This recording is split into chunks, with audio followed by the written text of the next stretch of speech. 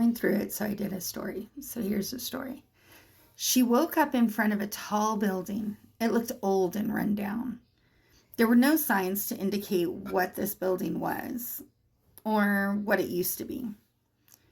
She felt it was a happening and busy place at one time, in its lifetime at least. But now it was completely opposite of that.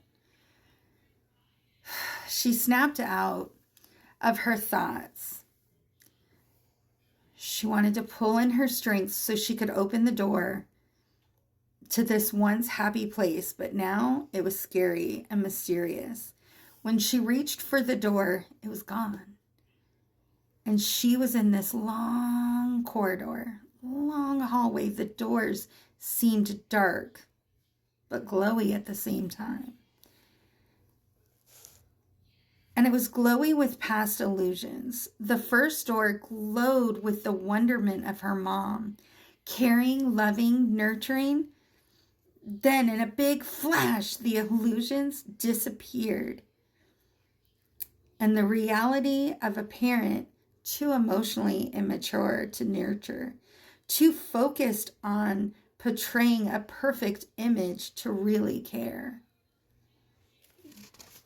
Then, in a light, that room went pitch black. And on the door itself, there were just words: tolerance, patience, what didn't feel right versus what did. Illusions, no more. She looked perplexed, but she moved to the next door. The corridor seemed weird. There were doors on one side, but the other side was dark and unable to really see it at all. She went back to the door. This time she saw her dad, the man who protected her by keeping secrets, the grumpy man, the problem, the alcoholic without the title. Then in a flash, the illusions of this, her dad faded, and the reality burned through the door. A scared father who loved his children in a way he didn't know he could. Scared to move in fear of the witch he felt trapped by. He escaped into alcoholism, and he left his kids unprotected. Then in a flash, it was dark. The words etched on the door: true unconditional love. Illusions hurt. Hiding pain traumatizes all. A simple hug can erase a day.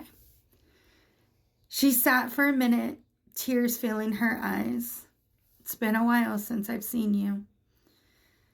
Since I've seen you, Dad, I miss you. She held on to her heart. Time for the next door. She knew she had strength after seeing her dad, so she knew she could get through it. The next door, her brother. The room filled with mystery, and his art circled. The accolades of his accomplishments, the children and his children and his wife on pedestals. Then in a flash, the reality, the struggles hidden, his health highlighted for mom's satisfaction, but his pain invisible to others. This collapsed her. Laying on the floor, I never helped. I never knew. But then her other brother, his illusions circled around her. Him constantly hiding who he was, pretending became his reality.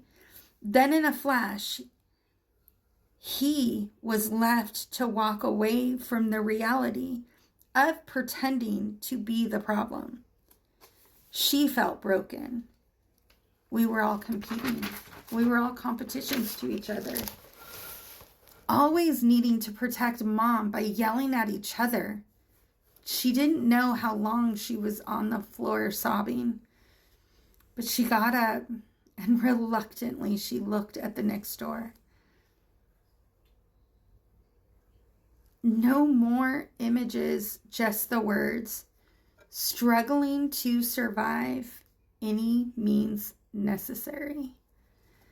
She sat and thought, how much more? How many doors? I don't know if I can take it anymore. I feel broken.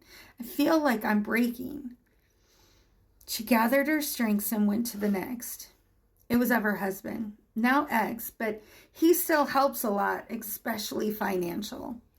She stared at the door with her eyes closed, hoping the images would just pass and she could focus on the words left on the door, but no such luck. There were no words on the door until she looked. She tried to trick the door by closing her eyes halfway through, but the door just paused. She took a deep breath and told herself, "You can do this." She opened and she saw the images similar to her mom's, the high school sweetheart, love of her life, but the flash of reality showed her the work she did to earn the small crumbs. Her being reminded that no matter what she did, it was never enough to keep him faithful. She worked for love, but never felt enough or worthy. But that isn't the reality. In reality, she was enough. He had struggles and past traumas. She worked hard to try to resolve them, but they were not hers. So no matter what she did, they were always there. But now she knew they weren't hers.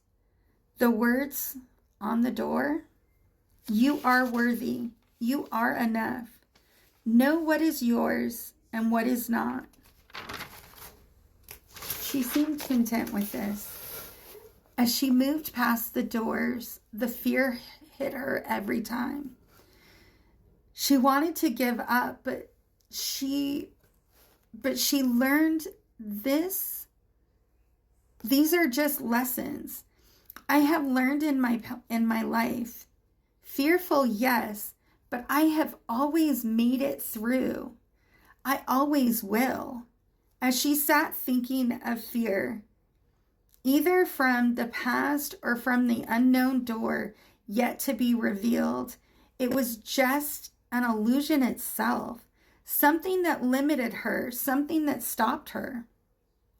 By this time, she started to hear joy and laughter. And not that fake kind she was used to, but actual happiness.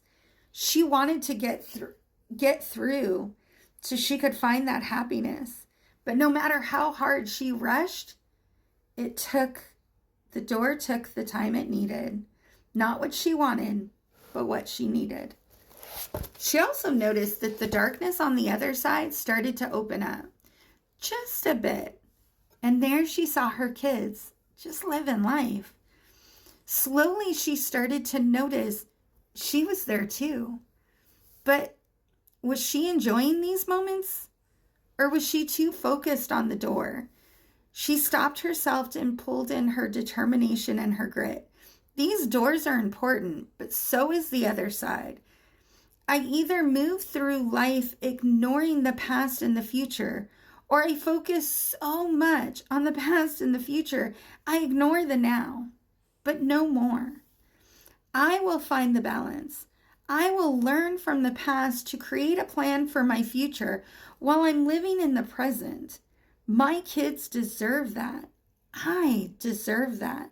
They are worthy of a present healing mom. And I owe it to myself because I am worthy. I am special. I am amazing. I could go on all day, but I have a life to live now.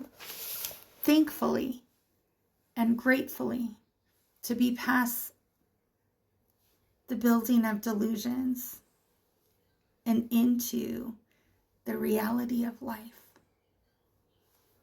Sending love.